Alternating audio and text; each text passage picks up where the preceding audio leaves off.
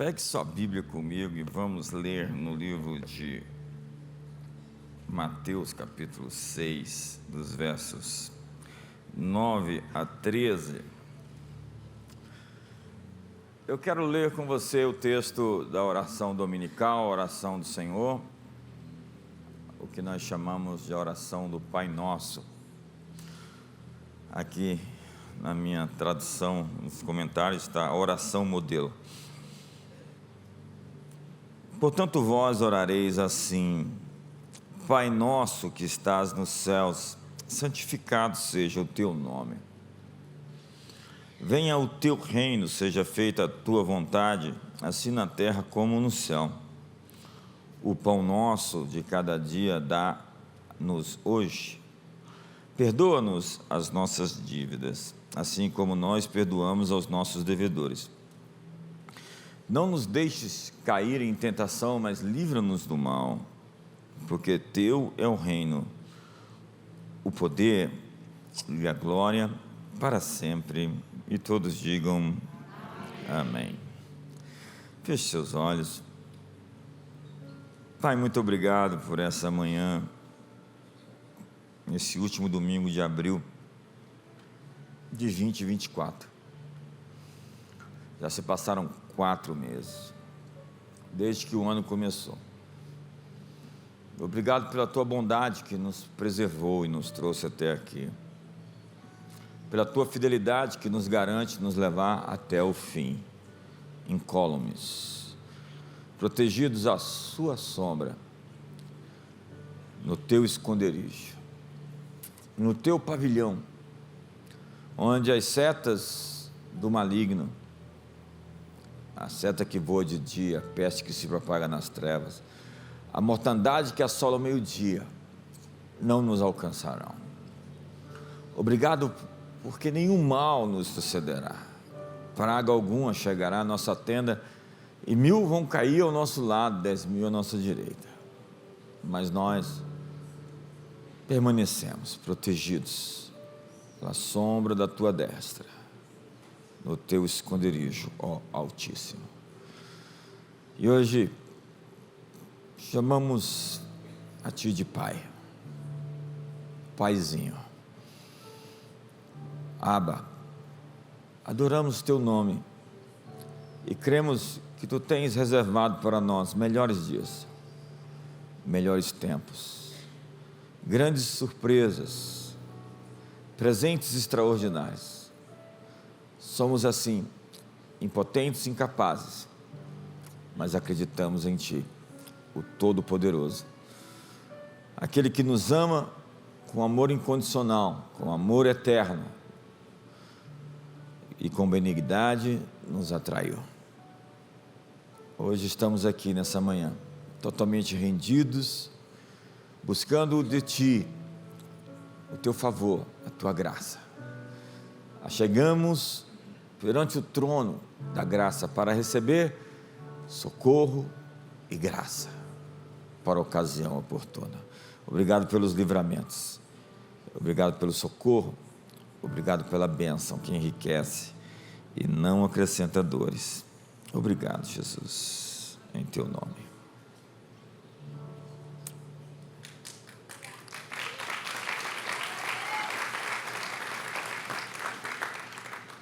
Essa oração se repete no livro de Lucas, capítulo 11, com algumas diferenças. Nós já chamamos de oração do Pai Nosso, a oração que Jesus ensinou-nos a orar, a oração dominical, que é um modelo como base a fim de criar nossas próprias orações. A tradição religiosa, no entanto, transformou o Pai Nosso em uma reza. Como o Salmo 91 aberto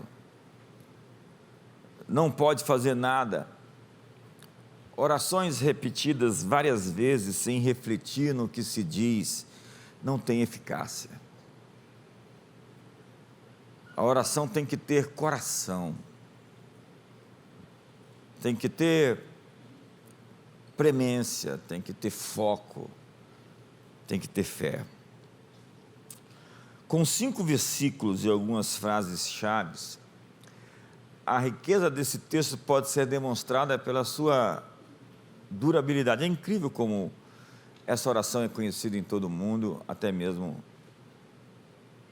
no meio daqueles que não são cristãos. Ela configura dentro do Sermão do Monte, o Sermão da Montanha, que é o sermão mais extenso de Jesus na Bíblia, dos capítulos 5, 6 e 7 de Mateus, e começa dizendo, com grande ousadia, Pai Nosso. O texto está no diminutivo, a palavra pai é papaizinho. É uma verdadeira ofensa à religião, ofensa para aqueles que falam a um Deus distante, a um Deus que não se importa, a um Deus deísta. Essa apresentação de Deus dessa forma é inédita. Jesus veio nos mostrar a Deus como um pai, o seu sorriso, sua paixão. E aqui nós temos, em primeiro lugar, esse princípio da transcendência. Pai nosso que estás nos céus. Em primeiro lugar, Deus não é alguém distante, então. Deus não é assustador. Jesus apresenta Deus como um pai amoroso, que deseja nos abençoar, por nos amar. Um pai que se importa com o seu sucesso. Um pai que promove você, um pai que planejou sua vinda ao planeta. Um pai que está trabalhando nos detalhes da sua vida. Em Lucas, Jesus conta a história do filho que foi embora e deixou o seu pai. Nós chamamos da parábola do filho pródigo, mas a história não é sobre o filho que foi embora, é sobre o pai que ficou abandonado pelo seu filho. No Sermão do Monte ainda, Jesus disse, qual de vós, se um filho lhe pedir um pão, lhe dará uma pedra? Ou se lhe pedir um peixe, lhe dará um escorpião? Jesus apela a esse instinto que ele colocou dentro de cada homem e cada mulher, que às vezes é inferior ao instinto do narcisismo, do egoísmo, o instinto assassino, né, de mães que matam a sua prole, os seus filhos, os seus bebês. Mas ele apela dizendo que se vocês são maus e dão boas dádivas aos vossos filhos, quanto mais vosso Pai Celestial vos dará o que vocês pedirem. Essa figura do pai é muito poderosa, mas ela está muito comprometida em uma sociedade de órfãos, que não sabe a referência de um pai, que não tem a referência de um modelo, de alguém que protege, de alguém que indica o caminho, de alguém que mostra os limites, de alguém que amplifica os horizontes, de alguém que dá identidade. Um pai faz tudo isso e faz muito mais. Deus não se mostra então desinteressado. O Deus das Escrituras não é indiferente, indisposto, como nos propôs os deístas iluministas. Alguns desses deístas, que é diferente de teísta, acreditavam que Deus criou tudo, ok, mas esse Deus está distante e não se interessa nos assuntos humanos. Ele é uma força cósmica, solta no universo. O Deus da Bíblia é pessoal. O Deus da Bíblia é uma pessoa. Na verdade, é o Pai, é o Filho, é o Espírito Santo. E para essas pessoas que acreditam num Deus distante, ele simplesmente abandonou sua criação. Parece uma coisa do órfão que teve o pai que foi embora. Mas Jesus veio mostrar a face de Deus aos homens. Um Deus que sorri. Veio mostrar a sua glória, a sua história. Jesus nos afirma que falar com Deus é falar com um pai. Isso é incrivelmente poderoso. É Paulo quem diz que ele é o Pai das luzes, onde não há sombra nem variação de mudança, de onde procede toda boa dádiva e todo dom perfeito. E é o mesmo Paulo que diz que nós não recebemos o espírito do medo, não recebemos o espírito do pavor, nós não recebemos o espírito de escravidão para viver atemorizados. Paulo diz que os órfãos é que vivem atemorizados, andam atemorizados. Os gentios é que buscam essas coisas, vivem com medo e com ansiedade.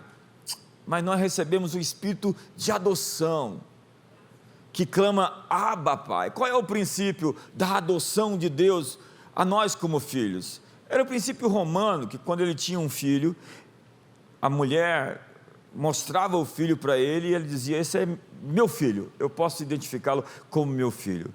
Então quando você veio a esse mundo, Deus olhou para você, apontou para você e disse, esse é meu filho. O princípio da adoção não é que Deus nos adotou nessa ideia que a gente tem no mundo ocidental, que você foi a um lugar, pegar alguém que não tinha pai e tomou para si como um filho. Não, Deus reconheceu em você a identidade, o DNA que Ele tem, e Ele simplesmente lhe chama de seu filho. E nós não podemos viver acreditando em Abba, em Deus como um pai, e viver assustados e atemorizados com o futuro. Nós não podemos dizer Pai Nosso no domingo e na segunda-feira viver como órfãos, como se estivéssemos por conta própria. Ei, eu vim aqui essa manhã para te dizer que você não está por conta própria. Esse universo não está girando por forças fortuitas e casuais. O planeta Terra não está à deriva. Existe alguém no trono do universo a quem você pode chamar de Pai. A segunda coisa é que nós devemos nos dirigir em oração exclusivamente a Ele. A oração do Senhor nos ensina a buscar resposta onde somente essa resposta poderia ser nos dada, em Deus. Você não pede ao universo, como diz lá o segredo. Você não pede às forças da natureza, nessa visão panteísta. Você não reza a algum homem ou alguma mulher que já morreu. Na verdade, a Bíblia fala que você não deve invocar mortos. Só existe um mediador entre Deus e os homens. Abaixo dos céus não existe outro nome dado entre os homens pelo qual importa que sejamos salvos. Eu sou o caminho, a verdade e a vida, e ninguém vem ao Pai senão por mim. Toda relação com o mundo transcendente, metafísico, sobrenatural, passa pela pessoa de Jesus direcionada ao Pai. Em terceiro lugar, Deus habita no céu, Pai nosso que está no céu, mas o céu é todo lugar onde Deus está. Onde Deus se manifestar, onde a sua presença estiver, o céu estará lá. Então, o que a Bíblia está dizendo é que o nome dele seja santificado. Ao se conectar com Deus, nós temos que alinhar nossos corações com a sua santidade, com a sua verdade, com a sua pureza, com a sua justiça. É o autor de Hebreus que diz, aparte-se do mal, todo aquele que invocar o nome do Senhor. Então não misture Deus com suas treitas, com suas confusões, com seus pecados. Tire Deus dessas coisas, porque isso é radioativo, isso sempre termina muito mal. Isso é como Uzá, que toca na arca e fica ferido de morte. Deus não é como um dos deuses dos panteões greco-romanos, piores do que os homens que os adoram, lascivos, assassínios. Não, Deus é santo. Ele disse, sede perfeitos como perfeito é vosso Pai Celestial. E a palavra perfeito não é ausência de defeito, a palavra perfeito é maduro. É em estado de progresso, de atualização. E nós que queremos nos aproximar dele, devemos ter nossos corações limpos. Limpos. Bem-aventurados os limpos de coração, porque eles verão a Deus. Daí o segundo princípio de transcendência, vamos à reverência. Deus não aparece onde é necessário, Deus surge e emerge onde é desejado. E nós temos que preparar a casa para Ele chegar. Se você vai receber uma visita importante na sua casa, você deixa tudo arrumado. Deus vai virá a um lugar onde Ele é esperado ardentemente, com expectativa. A sua intimidade pertence àqueles que o respeitam, àqueles que o temem. O ambiente onde Deus surge é de fome, de temor, de respeito, de santidade. É isso que ele diz para Josué: santificai-vos, porque amanhã o Senhor fará maravilhas no vosso meio. As maravilhas de Deus é o resultado de um processo de separação, de santificação, de ordenar a vida e colocar as coisas no lugar. Santificar o nome de Deus significa não misturar o santo com o profano, o precioso com o vil, ter uma atitude de respeito, uma liturgia responsável. Há tantas pessoas num culto como esse que ficam desfocadas. O Bill Johnson diz que o diabo não precisa mais atrapalhar o culto, ele tem o WhatsApp. Veja bem, se um presidente da república vem a um lugar como esse,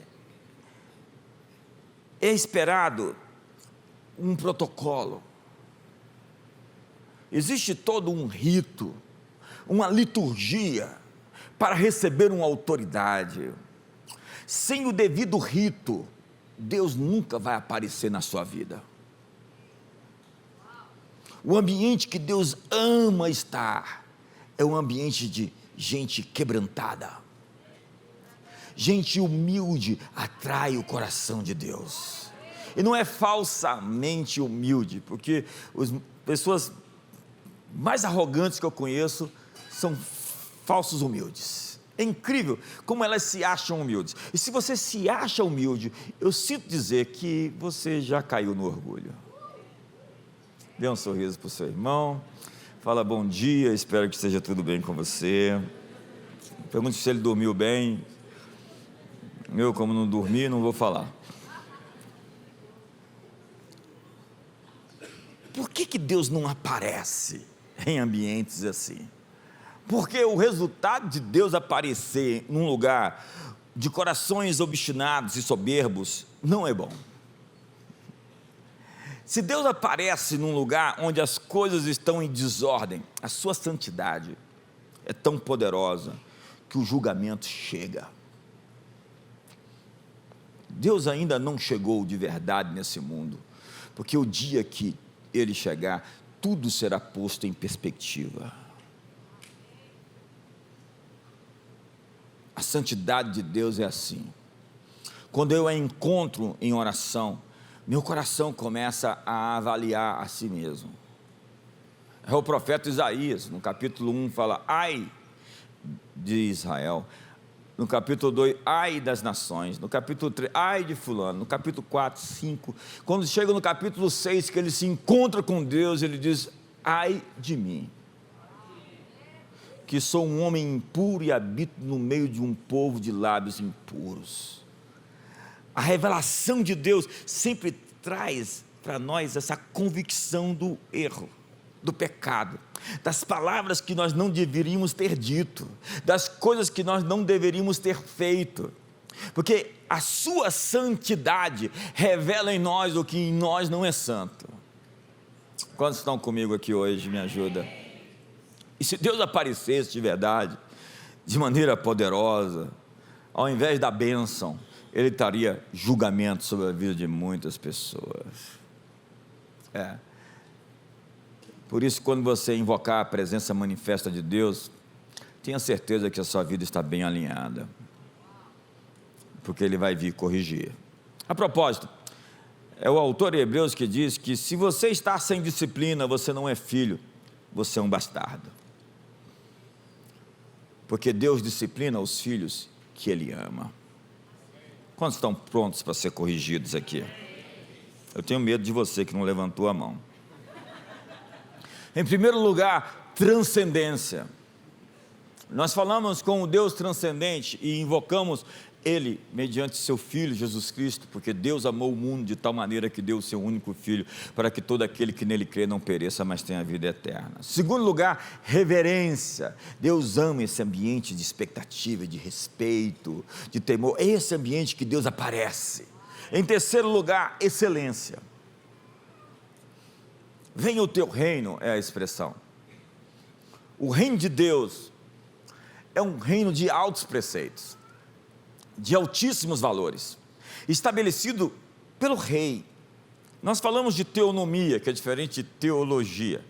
Teologia é o estudo sobre Deus, teonomia é a lei de Deus. E a Bíblia, ela é teonômica, ela é aplicada em qualquer área, esfera da existência. Se você quiser aprender a se relacionar com as pessoas, a Bíblia vai te mostrar como. Se você quiser aprender a negociar, se você quiser aprender a ganhar dinheiro, se você quiser aprender a construir uma grande nação, os primeiros 5 livros da Bíblia é sobre construir uma nação poderosa que foi Israel. Lá fala sobre impostos, lá fala sobre juros, lá fala sobre discurso de ódio, tá? Lá fala sobre como tratar os imigrantes, como tratar as minorias. Deus tem um sistema de justiça na Bíblia, porque a Bíblia não é um livro sobre religião, a Bíblia é um livro sobre todos os aspectos da vida. E viver na corte do rei, é viver na maneira do palácio, é o modo de existir, de viver da realeza. Olhe para o seu irmão e veja se ele está aparecendo na realeza. E o domínio de Deus eleva o padrão. Quando o seu domínio chega, o seu modelo, o seu padrão mais alto se manifesta no nosso meio. Seja feita a tua vontade, diz a Escritura, assim na terra como no céu. Essa é a grande chave das Escrituras. Assim na terra como no céu é um grande slogan que nós usamos aqui na Comunidade das Nações durante mais de uma década. A excelência e o padrão do céu e a vontade de Deus é que esse padrão alcance a terra. Deus deseja que o padrão do céu se manifeste na terra. Então nós somos abençoados, segundo Paulo aos Filipenses, segundo a sua riqueza em glória em Cristo Jesus. Eu sou abençoado segundo o padrão celestial. Nós somos embaixadores representando a nossa capital, a Nova Jerusalém, que quer se reproduzir no nosso mundo, que o céu se manifeste na terra, porque o céu é a referência para a realização das coisas aqui. No céu não tem doença. E Paulo diz, buscai as coisas lá do alto, onde Cristo habita. Ele está dizendo, traga para cá o padrão do céu. É isso que Deus quer, celestializar esse planeta. Deus quer visitar esse lugar, Deus quer visitar cada cidade, Deus quer transformar cada ambiente. O quarto princípio vem na próxima frase, dá-nos hoje o pão de cada dia. Então agora, estamos todos na mesa, fomos postos na mesa, e temos aqui o princípio então da transferência. Ninguém consegue ser cristão sozinho. Eu estou deixando você pensar nessa frase. O nosso cristianismo não é somente verticalizado, direcionado para Deus. Eu vim de um ambiente na minha infância de muita consagração e oração e profecia e milagre e sinais, mas que tinha pouco relacionamento uns com os outros. Era um ambiente de muita busca por Deus. E depois, quando eu encontrei as comunidades evangélicas, eu encontrei esse ambiente onde as pessoas se relacionam e criam plataforma umas para as outras, as pessoas se servem. A Bíblia está cheia de referências assim: amai uns aos outros, perdoai uns aos outros, levai os fardos uns dos outros, suportai-vos uns aos outros. Existem tantas referências sobre uns aos outros na Bíblia, porque as Escrituras é um livro sobre uns aos outros. E quando nós saímos desse ambiente de transcendência, nós chegamos a esse ambiente da mesa, esse ambiente de viver em comunidade, aprender a conviver com pessoas imperfeitas. E aí chega o fulano, vê que a igreja tem gente imperfeita e fala: eu vou sair dessa igreja porque essa igreja tem problemas. Eu acho muito bom você sair mesmo, porque você é o maior problema que a gente tem.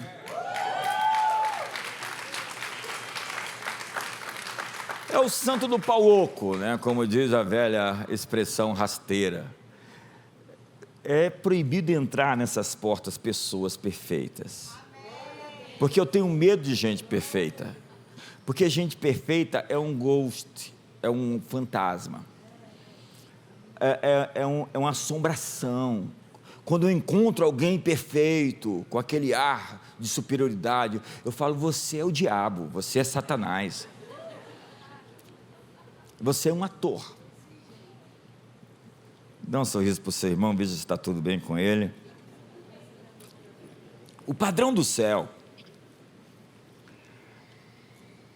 deve ser trazido agora para a mesa, para os nossos relacionamentos. Se a sua espiritualidade, a sua busca por Deus não é traduzida no serviço para os outros, no amor, no perdão, você está vivendo um cristianismo unidimensional. Entenda que a cruz é vertical e a cruz é horizontal. Então é uma relação com Deus: ama a Deus sobre tudo e ama o próximo como a si mesmo. Então a bênção nas Escrituras não é somente sobre mim. Quando um é abençoado, todos nós somos abençoados. Quando um sofre, diz Paulo, todos nós sofremos. E os pedidos são apresentados no coletivo, ou seja, nós, e não no singular, eu. Então nós encontramos palavras como alimento, perdão e vencer a tentação. No pacote da salvação está incluso o perdão. Ei, sem o viver do perdão, nós não vamos conseguir seguir juntos. Eu não estou promovendo uma liquidação aqui, mas eu estou dizendo que para conseguir caminhar no casamento, você vai ter que aprender a chave do perdão. Se você se amargura e se ressente e alimenta o ódio no coração, você não tem como viver em comunidade. A igreja é um lugar onde as pessoas nos ferem, nos machucam, porque elas são imperfeitas. Mas é um lugar onde nós somos curados na comunhão e criamos anticorpos para lidar com isso. De vez em quando você se encontra lembrando de coisas que as pessoas fizeram contra você. E se isso alimentar você, vai te azedar, vai complicar você, vai te contaminar. Nós temos que resolver as coisas na mesa. Casais precisam resolver as coisas na mesa. Pais e filhos, filhos e pais precisam resolver as coisas. Amigos precisam resolver seus problemas para continuar sendo amigos. Porque a natureza de um órfão é não resolver seus problemas, romper. Um órfão tem um histórico de rupturas, ele não consegue manter relacionamentos a longo prazo, amizades a longo prazo, emprego a longo prazo, igreja a longo prazo, casamento a longo prazo. O que testemunha sobre você são os relacionamentos que você tem, as pessoas que podem lhe apontar e dizer: eu conheço ele. Pessoas que podem falar por você. Quem são as pessoas que falam por você? Eu acho que eu estou assustando alguns hoje aqui. Nós temos que olhar nos olhos uns dos outros na mesa, sem fazer fofoca. O método bíblico foi apresentado. Jesus disse: se teu irmão pecar contra ti, vai até o outro vizinho e conta a história. Não, o que Jesus disse? Resolve teu problema com teu irmão, vai até teu irmão. Se ele se arrepender, ganhaste teu irmão. Se não, leva 2 testemunhas, chama 2 pessoas e diz: vamos lá comigo tentar resolver. E não é resolver chutando o balde, armando barraco, dizendo: nós queremos reconciliar, nós queremos que você se arrependa do que você está fazendo, queremos que você mude, se você tem uma metanoia. Se ele não se arrepender, aí leve até a igreja, e se não se arrepender, será considerado publicano e gentio. Mas nós temos que esgotar a possibilidade de restauração. Paulo disse aos romanos: no que depender de você, tenha paz com todos os homens. O salmista diz: eu sou pela paz, mas eles insistem na guerra. A questão é, você precisa lidar com as ofensas, porque uma ofensa pode paralisar você. E se nós não resolvermos na mesa, ao invés de ser uma comunidade do amor, onde o Pai nosso que está no céu aparece no nosso meio e a gente se torna um pedaço do céu na terra, nós podemos nos tornar um pedaço do inferno nesse mundo, onde as pessoas se odeiam, se criticam, falam mal umas das outras. Isso é o inferno, minha gente. Dê um sorriso para o seu irmão, fala: não tem nada a ver com você essa parte. Olha assim com ele, para ele sério, e fala: espera. Então diz o texto: perdoa-nos as nossas dívidas, assim como nós perdoamos os nossos devedores. Você tem que ver a conjugação aqui, eu vou chegar lá. É preciso lidar com essas ofensas, porque estar no reino é assumir a cidadania do perdão. Quem recebeu favor imerecido tem que oferecer favor imerecido. Quem recebeu graça tem que dar graça. Caso não faça isso, vai ser açoitado pelos verdugos, agoniado, aflito, chicoteado, afundado nas pocilgas. O diabo quer conseguir meter no seu peito uma espada de ódio, de vingança e de amargura, e se ele fez isso, ele colocou você do lado dele, porque é isso que é o diabo. E Paulo, escrevendo aos Coríntios, diz: nós não desconhecemos os desígnios de Satanás. Ele está falando sobre perdão, porque alguém que não vive o perdão vai ficar manchado, contaminado, e vai ser comprometido no seu DNA. Então esse é o princípio da obediência. O próximo princípio é o da dependência. Há coisas que nós não vamos conseguir fazer sozinhos. Não dá para vencer as batalhas sozinhos. Eu fiz 30 anos de ministério esse mês, e confesso a você que eu encontrei algumas coisas no caminho que eu falei: Deus, eu não consigo. Se o Senhor não me ajudar, eu estou perdido. E ministério é assim, vida cristã é assim, viver pela fé é desse jeito. Não dá para virar na força do braço. Nós estamos numa seara que, sem a ajuda de Deus, nós vamos cair na tentação e seremos pegos pelo mal. E Jesus nos ensina a orar: não nos deixe cair em tentação, mas livrai-nos do mal. E Ele nos guarda da tentação, e Ele nos livra do laço do passarinheiro e da peste perniciosa.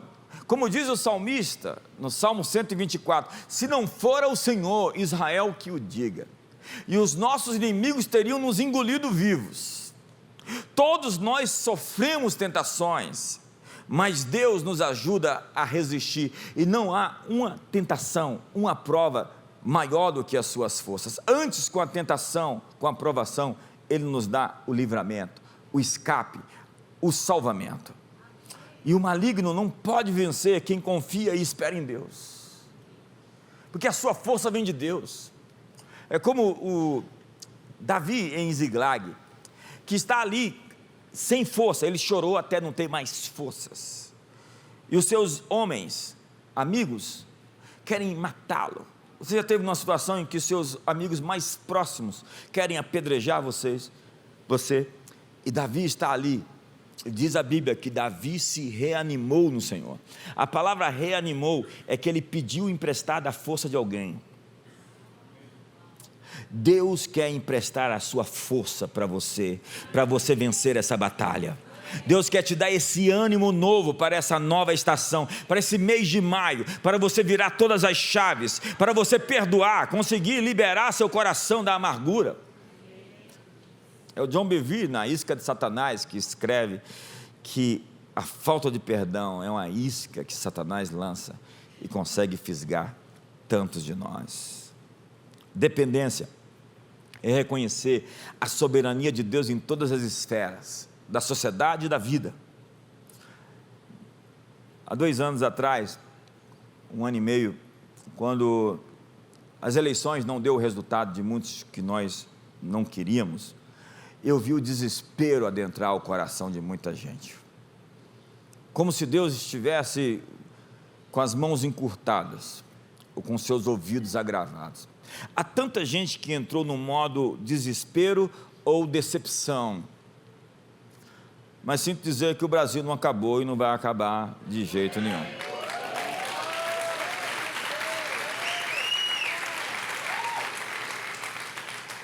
Porque a nossa confiança está no Senhor, que fez os céus e a terra. E quando nós falamos, não nos induza da tentação, mas livra-nos do mal, nós estamos reconhecendo que tudo pertence a Deus. E nós estamos em 40 dias de jejum. Estamos em 21 dias de gratidão.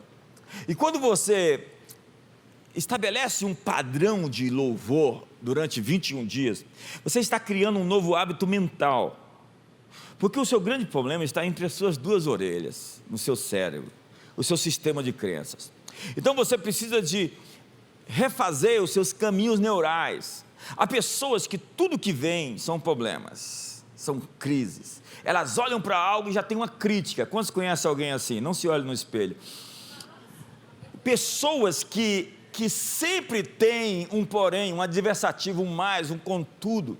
Gente que tem uma reclamação. Eu conheço gente assim, que sempre tem uma lamúria, uma queixa. Ela tem um modo operantes de reclamar. Reclamar é o estilo de vida dela. E ela se enxerga como uma vítima.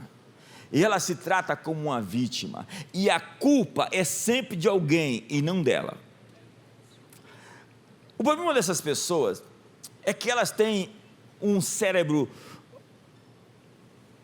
que está em processo de deteriorização. Entenda que a plasticidade do seu cérebro vai de acordo com os seus pensamentos. Se você pensa de maneira criativa, se você tem pensamentos corretos, o seu cérebro se expande, você cria caminhos neurais, sinapses que vão irrigando o seu modo de pensar, o seu mindset ficou cafona depois de tanta gente usar isso, né? Sua mentalidade, né? Então você cria esse ambiente de florescimento no seu cérebro, e ele se expande, ele cresce, né? Mas quando você tem esses pensamentos de queixa, de azedume, de amargura, de ressentimento, de lamúria, quando você é o muro das lamentações, você se atrofia e os seus caminhos neurais se fecham. Mas quando você faz 21 dias de gratidão, você começa a estabelecer um padrão dentro de você. Você começa a agradecer e você começa a buscar soluções e buscar respostas. Então você se reprograma. 21 dias de gratidão, 21 dias de louvor é para se reprogramar. Depois de 21 dias você está atrás do que está certo. Você está vendo soluções naquilo que parecem problemas. Você está com uma resposta em mente. Você está inspirado para trazer o que Deus quer manifestar no mundo. Assim como você vai para a academia, isso é mais importante do que ir para a academia, malhar os seus músculos. Você deveria ir para a academia do cérebro, da mente, da metanoia, malhar os seus pensamentos. Deus te deu um cérebro para pensar e não para mendigar. Há pessoas que estão arrastando quando a sua natureza é voar. Há pessoas que estão vivendo tão aquém do que foram chamadas. E ao reconhecer que Deus tem todo o poder e só Ele merece nosso louvor, nós liberamos os céus na terra. tudo vem dele, é para ele, e são dele todas as coisas. Nada temos que dos céus não nos seja dado. E por último, o Pai Nosso. Só foi ali umas 4 pessoas hoje. Então, por último, melhorou, muito obrigado. O Pai Nosso termina em glória, grandeza e poder. Jesus disse: porque teu é o reino, o poder e a glória para sempre, amém. Então a oração do Pai Nosso define no uso dos pronomes nosso e teu, o que é nosso por herança e o que é de Deus. O que é nosso? O Pai é nosso. A expressão hebraica Abba apresenta-se diminutiva. É a primeira palavra aprendida pelos bebês. Abba.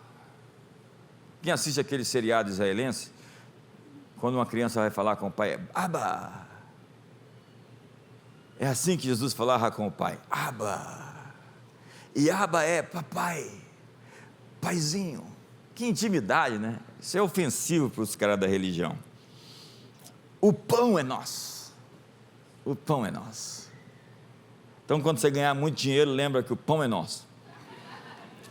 Diga para o seu irmão aí, pega meu número do Pix. Fala para ele, o pão é nosso. Manda uma mensagem para o marido aí agora, fala assim, o pão é nosso. Ele vai te dar um cartão de crédito sem limite. O perdão é nosso. Veja a expressão, perdoa-nos. Ele não está pedindo perdão simplesmente por ele. Ele está pedindo perdão pelos outros, porque o pecado dos outros atrapalha a gente.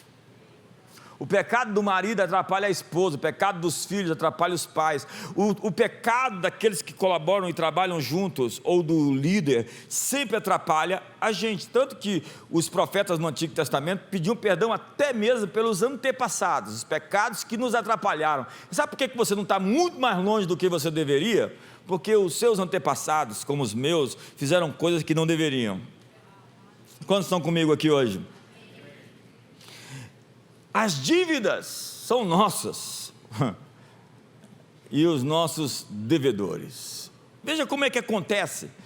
O que está sendo tratado é uma coisa coletiva, maior.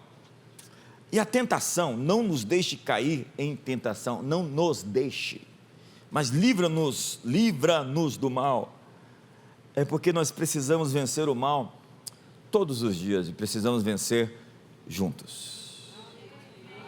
Tem muita gente que não consegue romper, vencer, porque anda sozinho.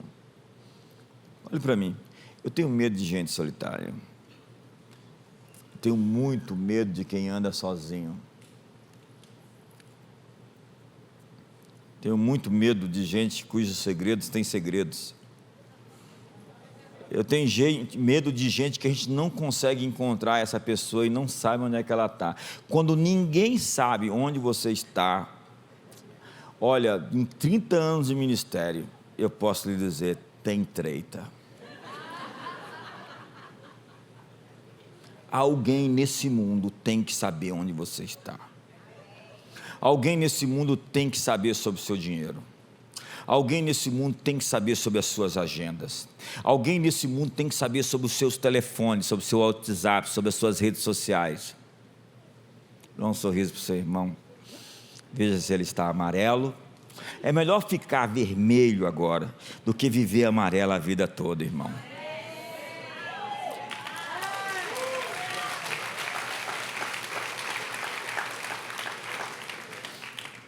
O que é nosso e o que é de Deus?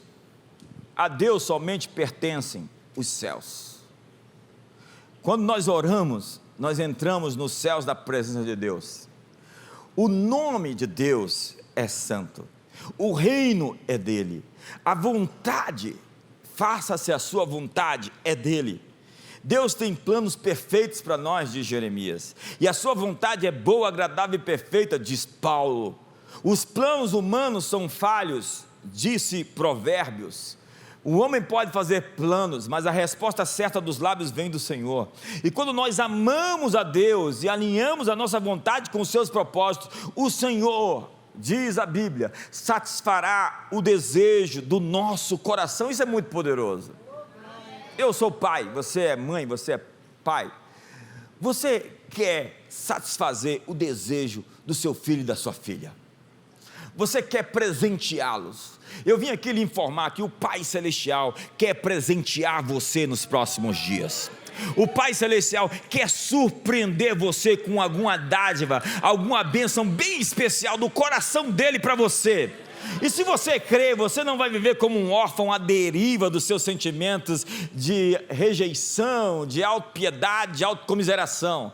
Você vai abraçar o seu destino como um filho de Deus, amado, querido, benquisto, favorecido, o filho favorito de Deus. Diga: eu sou o filho favorito de Deus. Eu olho para sua irmã e falei: você também. E por fim, cadê o tecladista? Eu falei já por fim 3 vezes. Dá um som aí agora de um filho amado. Eu pensei que ele ia tocar a canção de Niná.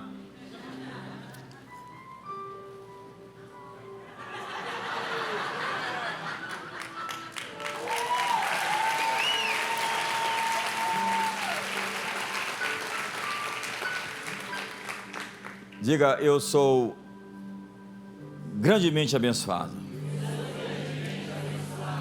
altamente favorecido e profundamente amado. Fique de pé.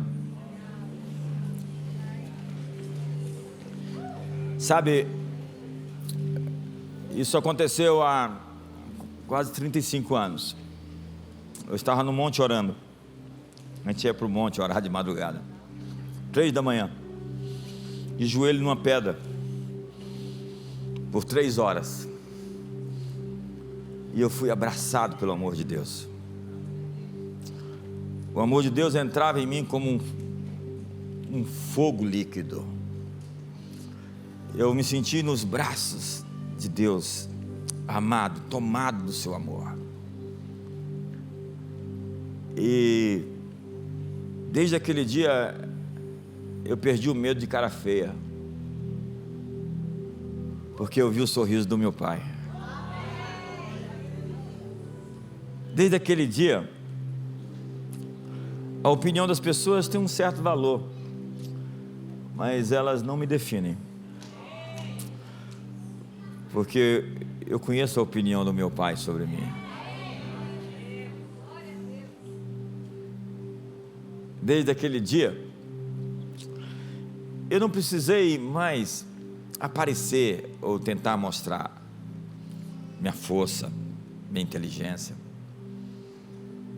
porque minha vida estava resolvida. Eu conheci o seu amor. E a maior experiência que alguém pode ter na vida é conhecer e entender esse amor que excede todo entendimento. Eu queria que você fechasse seus olhos hoje. Talvez você foi ferido pela calúnia e mentira das pessoas. E acredite, o diabo ataca você no que mais te machuca. As agressões do diabo contra você é justamente naquilo que você mais é ferido. Ele sabe onde apertar na ferida que dói. Mas hoje o Pai está aqui, e esse lugar é uma enfermaria. E Ele veio aqui com suas chagas. Ele enviou o seu Filho com suas feridas, para redimir você, para levar você ao arrependimento de obras mortas. Porque é pela sua bondade que nós nos arrependemos. Até o arrependimento é fruto da bondade dele, que nos convence, que mostra para nós o caminho, e que a sua santidade possa mostrar para você aqueles pontos cegos aqueles lugares obscuros da sua vida, da sua alma, que precisam de um realinhamento. Talvez você se acha cristão e você tem relacionamento nenhum com a igreja. Você não entendeu sobre Deus. Para Deus, o seu problema com o seu irmão, que parte de você e não dele, é o seu problema com Deus. Se você está assim, lutando contra pessoas que Deus ama, falando mal delas, você está realmente com um problema com Deus. E Ele diz: antes de oferecer tua adoração, vai lá e resolve com teu irmão. Não resolve com quem não tem nada a ver com isso. Não põe gente na tua confusão. Não tenta que as pessoas criem partido em seu favor para você se sentir justificado, porque perante Deus você não é justo.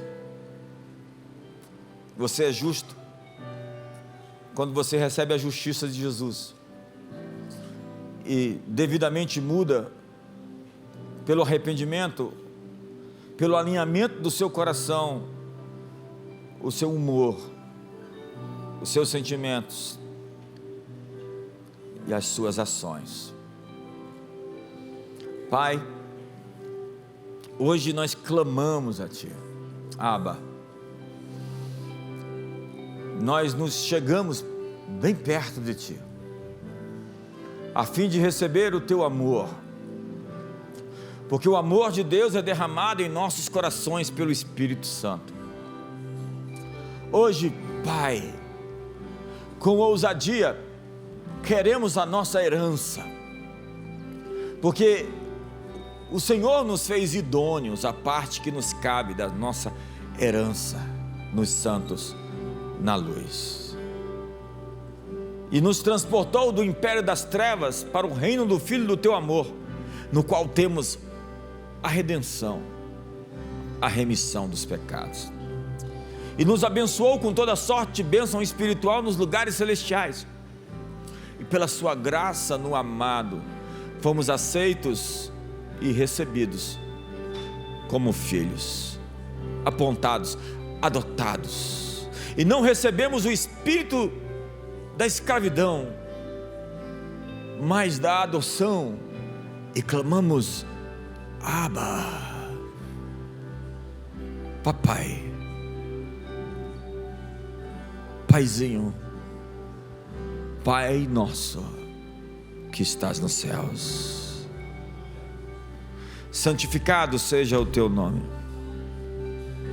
venha a nós o teu reino, seja feita a tua vontade, assim na terra como nos céus.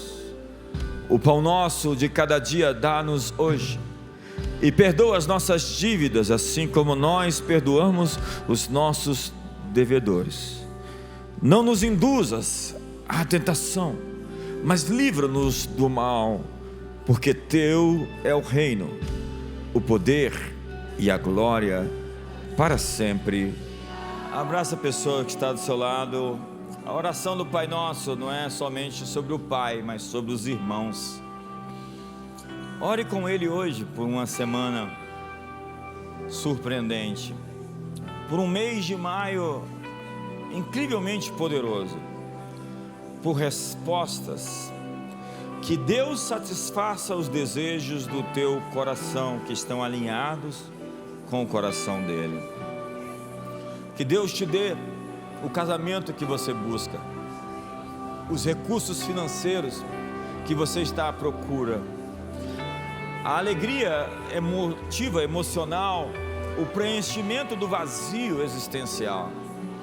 Que Deus te dê a força, a graça e o avanço que você precisa para essa nova estação, para esse novo tempo. Pai, nós te agradecemos outra vez e abraçamos hoje o teu conselho, o teu chamado, e dizemos: venha o teu reino, faça-se aqui na terra como no céu. E que o amor de Deus, a graça de Jesus e a comunhão do Espírito Santo seja sobre todos. Um ótimo dia, uma ótima semana para todos.